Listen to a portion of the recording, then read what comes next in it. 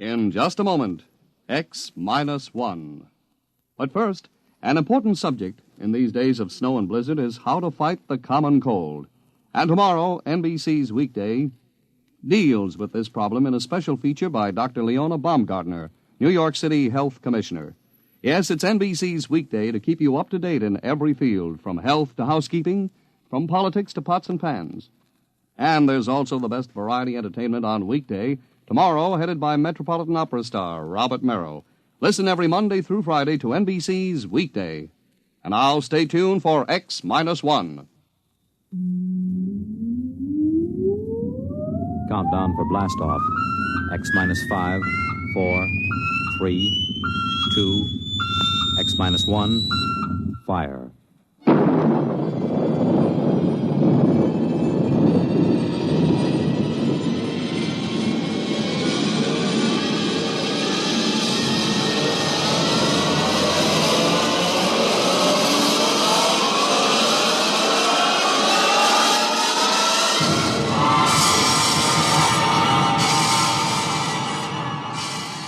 From the far horizons of the unknown come transcribed tales of new dimensions in time and space.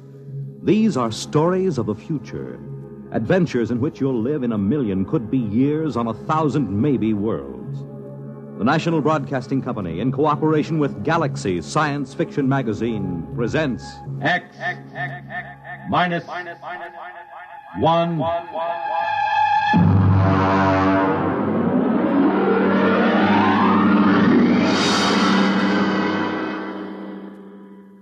Tonight's story, $1,000 a Plate by Jack McKenty.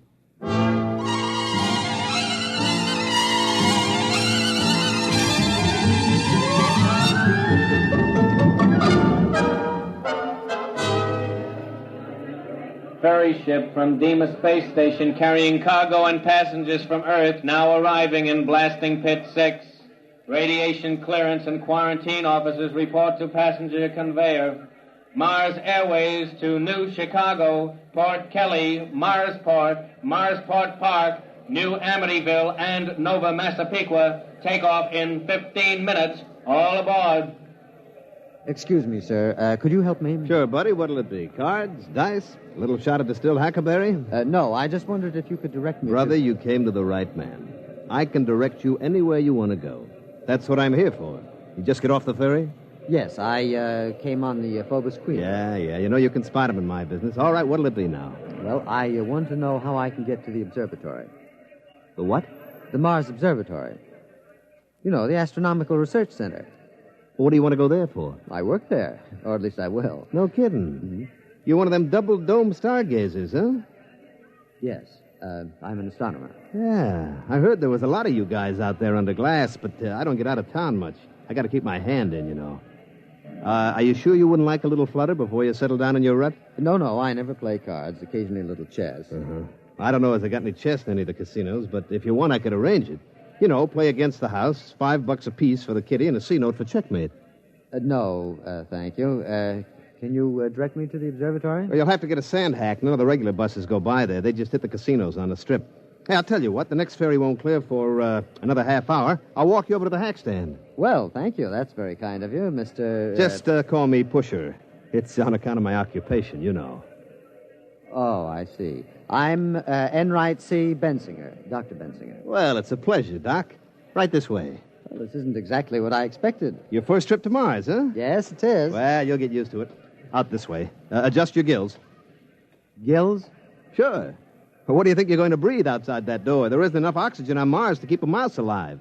They gave you a standard issue when you got off the ferry. It's in that bag. Oh. Yes, I'm afraid I was reading when they explained it. The quarterly journal from the Harvard Observatory, you know. Oh, yeah. I never miss a copy. Now, look, you put the nose clip in, see, and crack the valve. This way it compresses enough air to keep you going. Okay? All right, let's go.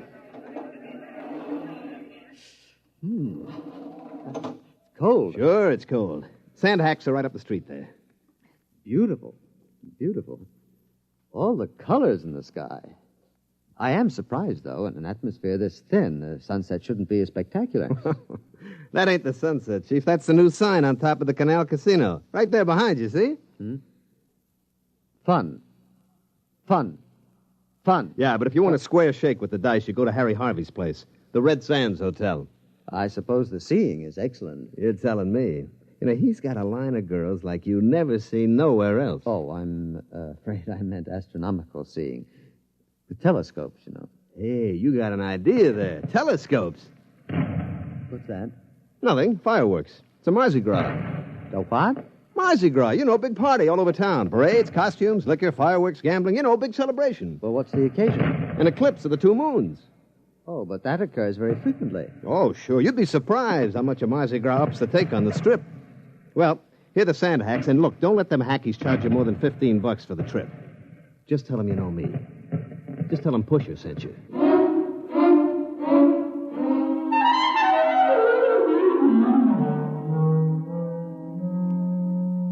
Gentlemen, I want you all to meet Dr. Benzinger, our new colleague. These are Drs. Fitz, Spiegel, Ortney, and Klein. I'm sorry to introduce you to our team at such a critical moment, but our situation is rather desperate. Well, I'm afraid I don't understand. Spiegel, show Dr. Benzinger your plate. Here, just look at this. Just look. It took me 8 weeks working with the computer to plot this plate, and look. Look! Well, it seems fogged. These streaks, I don't believe I've ever seen them on an astronomical photograph before. What are they? Skyrockets, that's what they are. Skyrockets. Morton, I tell you that they fired them in our direction on purpose. All right. Calm down, Spiegel. Calm down. Do you realize that it will be 12 years before this particular conjunction can be photographed again? Morton, you've got to do something. Couldn't you write a little note to the Chamber of Commerce and ask them to eliminate the fireworks? We've written a note every time a small boy lets off a Roman candle, and it was no use. I tell you, they fire them this way on purpose. I'm afraid that's true. The other directions around town are either oil refineries or homes of the casino owners. I don't suppose there's any chance of moving the observatory, then, out into the desert. My dear Dr. Benzinger, we'd have to bring in crews to tear it down, other crews to move it and set it up, not to mention breakage and replacement, which would involve more freight from Earth at $7.97 per pound, dead weight. As it is, the immense costs add up to a staggering total. Do you know what a single photographic plate costs us, counting overhead? $1,000. Well, then what is the answer? Another letter to the town council, I suppose. Let me write it this time, Dr. Morton.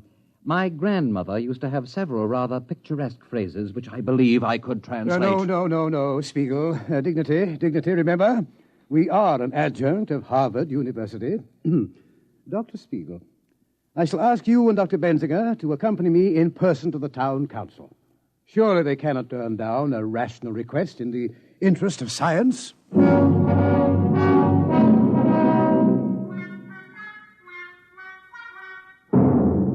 Well, gentlemen, the town council appreciates the problem. Yes, I felt certain it would. Naturally, you're aware of the importance of astronomical research, Mr. Harvey. Well, I can see your point, Doc. You sit out there in your little glass hut, pointing your brownie camera up at the stars, snapping away.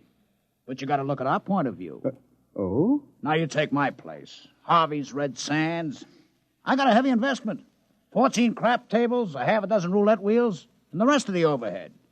I got to keep them wheels running. It's the Mardi Gras that drags the suckers in. But really, Mr. Harvey, we were just asking you to curtail the pyrotechnic display. Now, wait just a minute. I'm as clean living as the next guy. Oh, Dr. Benzinger means the fireworks. Oh. Well, I'd like to help you out, boys, but I look at it this way. Those stars you're looking at are going to be up there for a couple of thousand years. But a sucker is different. You got to grab him while he's still healthy. But in the interest of science, surely the town council can't agree with you. Doc, the town council is made up of Joe Rocco, Pete Carney, Alex the Armenian, and me. We own the 4 biggest houses in town. So go ahead, fellas. Take all them snapshots you want to. And if you happen to lower your telescope, get a couple of good ones through a window of the Grand Canal Hotel. I'll take a couple of 8x10 enlargements. I'll see you around, Doc.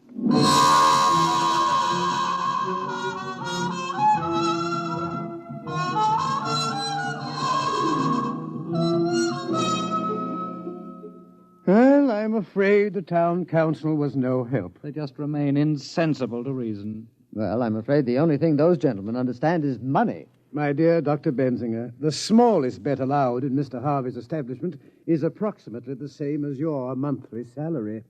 Oh. Dr. Morton, suppose the gambling operators were suddenly to lose a great deal of money. They never do. Of course, with the ordinary layman playing against them. But suppose the best scientific brains were to concentrate on a simple matter like the probabilities of a given roulette wheel, or the combinations and permutations applicable to a game of poker. We could put the main computer on it. Doctor, are you seriously suggesting... Well, I think he's got a point. If we could give those casinos a shellacking, they might stop the fireworks just to get rid of us.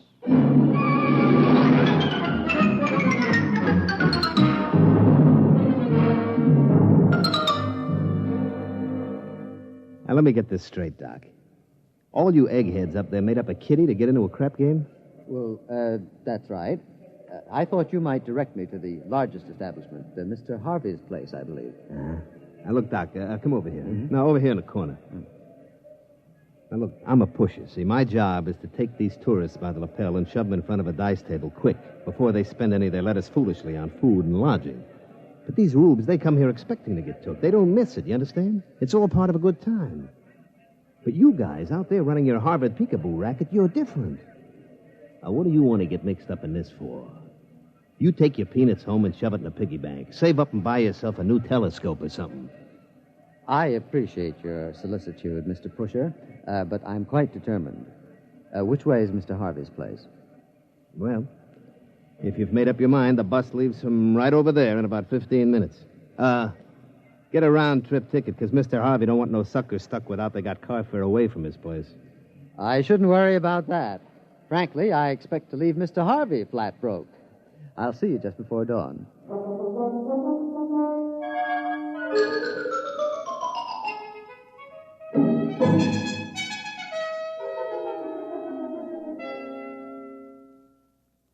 I don't understand it.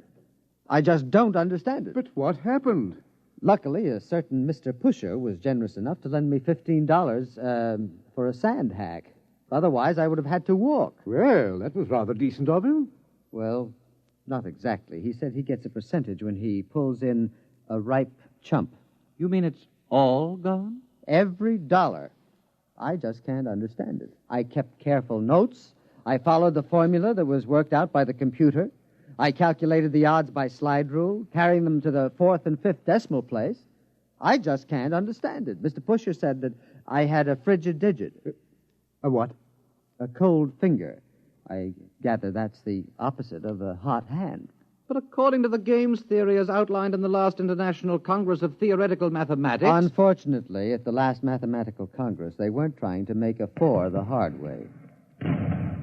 There they go again, skyrockets. I was hoping to get at least 3 plates in before they started. And the crushing blow occurred when Mr. Pusher offered to sell me my horoscope. No. Yes. Oh.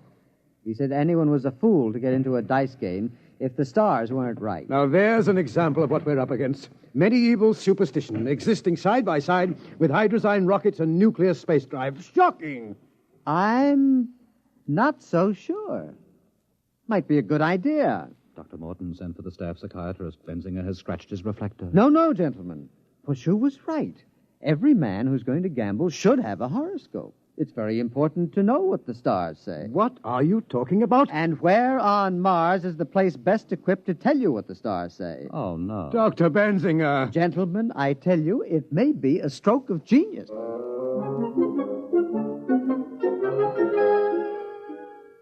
Hello? Is this the advertising office? This is Dr. Benzinger. I should like to place an ad. No. No, there will be no pretty girl. Just this. Free. For the first time ever, your horoscope scientifically cast by the staff of the famous Mars Observatory. Learn your luck, your future. Write or call Mars Observatory. No charge, no obligation. Yes, thank you. I'd like to run that every day until further notice. Pusher, Yeah, Mr. Harvey. did you do like I said? Yes, sir. I went out to the observatory just like you told me. You know, I had to share the sand hack with 5 other guys. I understand the bus company's putting a route out there. A big crowd, huh? Sure, Mr. Harvey. You know, them horoscopes they're giving there, the only thing on Mars that don't cost the tourists any money. All right. What happened? Well, when I got out there was this Doc Benzinger, you see, all dressed up in a dunce cap with stars on it or something, in a big robe. They showed us all around the place. You never saw telescopes as big as that. All right. Skip the travel art. All right, well, finally they took my name and my birth date, my collar size, and they run it through this computer. You should have seen that thing. Lights and bells. I'm telling you, it looked like the biggest pinball machine you ever saw. I kept waiting for it to tilt. The horoscopes. Yeah, well, they give it to me finally. I mean, the first couple of pages is the ordinary bourgeois about the sun and the moon and the stars. But on the fourth page, that's the kicker. What'd it say? Well, it said that I'd be real lucky at most of the gambling places, but I'd lose my shirt at... boss, you're not going to like this. Go ahead. I'd lose my shirt if I played at Harry Harvey's place. Pretty shrewd. You know, for a bunch of scientists, they're pretty smart. That isn't going to work. Who in his right mind is going to pay attention to a lot of hooey like that? Sure, Mr. Harvey. Can I go now? What's your hurry? Well, I'm going over to Purple Flamingo to play a little poker. I mean, after all, they say I'll be lucky any place but here. I mean, you can't argue with science.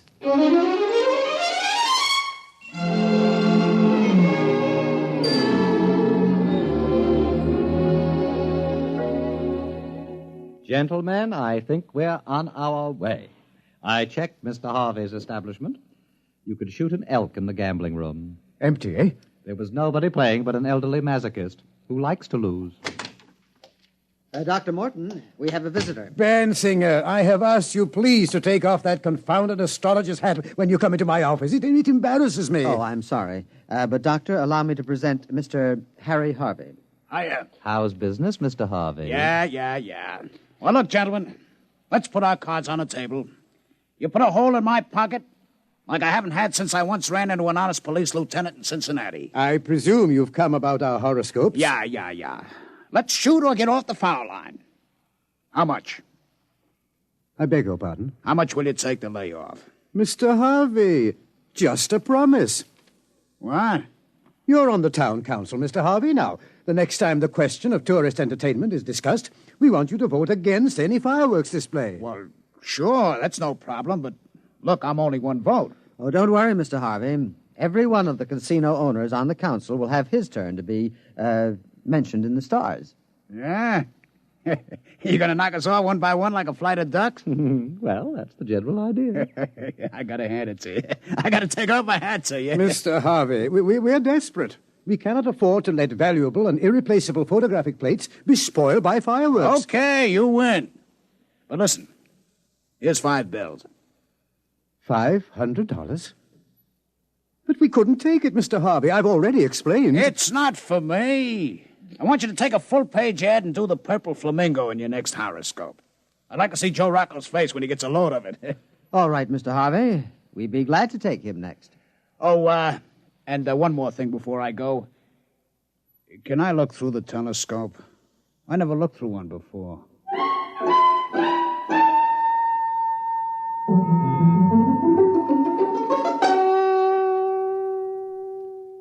Well, that's the last of them. The Red Sands, Frank Land's Paradise, the Martian Gardens, the Two Moons Club. And the Purple Flamingo. Dr. Morton, we've got them all. There will be a meeting of the town council a week from now, and after that, no more fireworks. All those beautiful stars and nebulae and not a misbegotten skyrocket to stand between us. Oh, it's beautiful. Gentlemen, I have some news for you. You have? I am in receipt of an interplanetary radiogram from our parent organization, the Harvard Observatory. Are they going to send the new mass spectroscope? Please. Morton, Earth newspapers carrying accounts of horoscopes published by your organization. Very unscientific. Harvard Board of Overseers aghast. Must stop at once. Find other solution. Signed, L.K. Bell, Director. Well, I thought Thursday was the regular day for personal message delivery. It is. Oh, Mr. Harvey. I asked Mr. Harvey to wait in the washroom. He brought the message down. Oh, sure. All of us have contacts in the radio office. We can get a hold of messages a couple of days before they clear. Did you come down to gloat over our misfortune, Mr. Harvey? No. You got my promise to help you boys, and I'll stick by you. But the rest of them, well, it's tough, fellas, but business is business. I'm afraid the fireworks will go on as usual. Thank you, Mr. Harvey.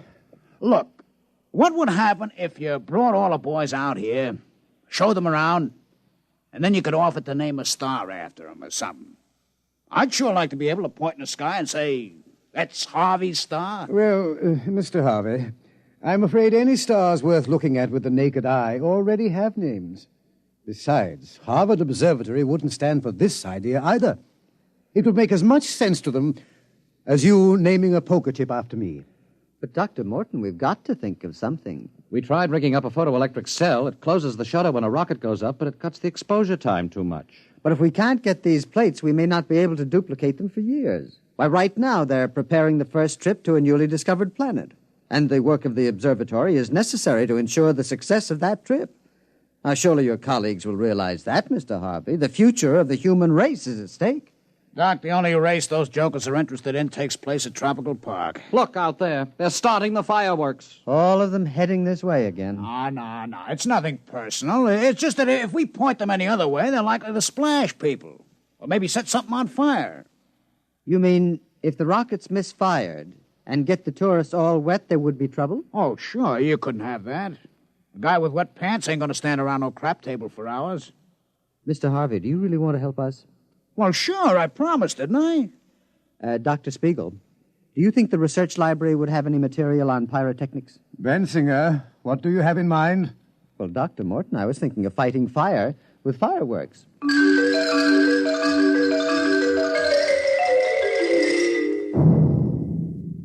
Careful with that match, Harvey. Oh, don't worry. With the oxygen around here, you need a blowtorch to light a cigarette. Have you got the rockets ready, Dr. Bensinger? Well, here they are in the launching racks. I've got all my instruments, compass, a clinometer, an azimuthal radioscope, and a blowtorch. Well, what are we waiting for? Spiegel. He's bringing the calculated trajectories from the computer. Say, I don't know if I like this. What if they miss? Or they go off too soon or something? Oh, nonsense, Mr. Harvey. You forget. We're scientists. Here are the figures, Bensinger. We double-checked them on the master computer. All right, then, let's go. They'll be starting the official fireworks any minute. Azimuth 360.3570. Check. Elevation 49.3740. Check. That's corrected for wind, velocity, temperature change, and magnetic eddy currents. Are you sure you guys know what you're doing with them skyrockets? Don't worry, Mr. Harvey. They're going to explode in the Grand Canal and get everybody in the Canal Casino all wet. You shouldn't object. After all, it's your competition. Coming up to 0 hour, Bensinger. Light the torch. 5 seconds. 4, 3, 2, 1. Fire. There they go. Oh, interesting effect. That purple color. Oh, do you like it? Yes. That was my idea. Radioactive fluorides. They're up over the town now. Hey, one of them's beginning to wobble. Oh, I can't understand that. The computer was absolutely certain. It's going over the south of town. The other one's tracking correctly on the radar. It'll hit the canal square. Yeah, but look, the purple one. There it goes. It hit. Looks like it's starting a fire. Hey, must have hit somebody's house. Hey, you can see it now. It's a house burning. Oh, dear. There must have been a weak tube in the computer. Yeah, some guy's going to be real sore. I can see it real clear with the glasses now. That house on top of the hill there by the gecko bush. Boy, it's burning like... Mr. Harvey, what's the matter? That's my house!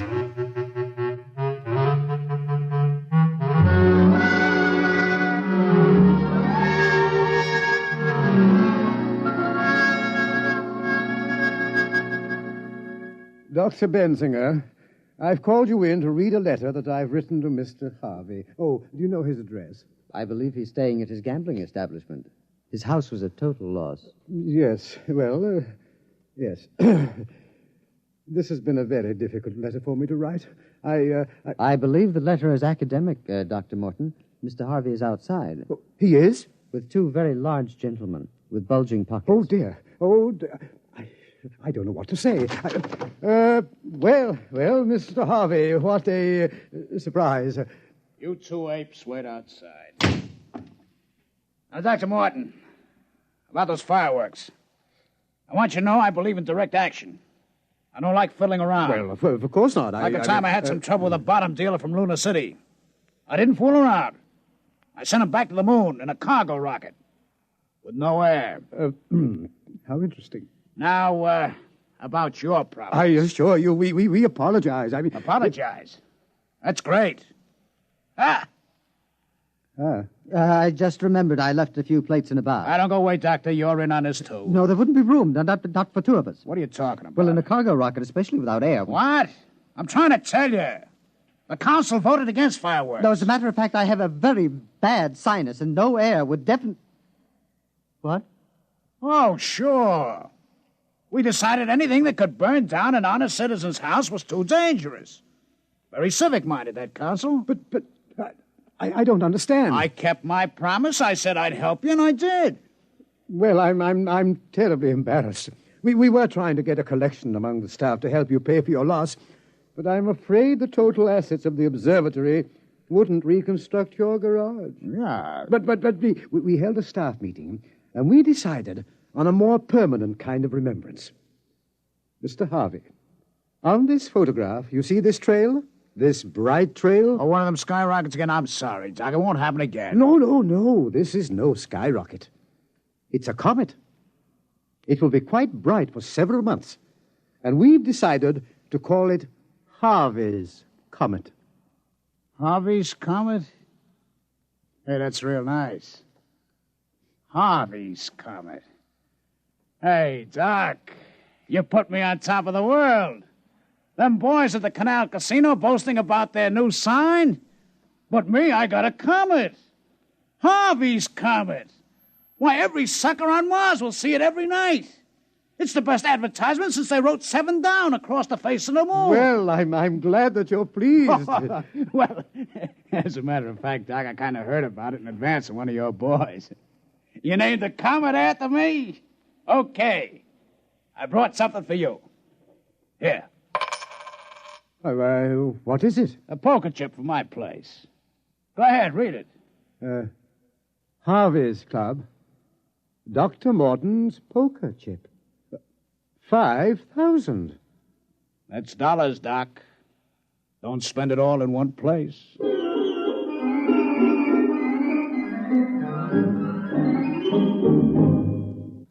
You have just heard X-1, presented by the National Broadcasting Company in cooperation with Galaxy Science Fiction Magazine. Your announcer, Fred Collins. X-1 was an NBC Radio Network production.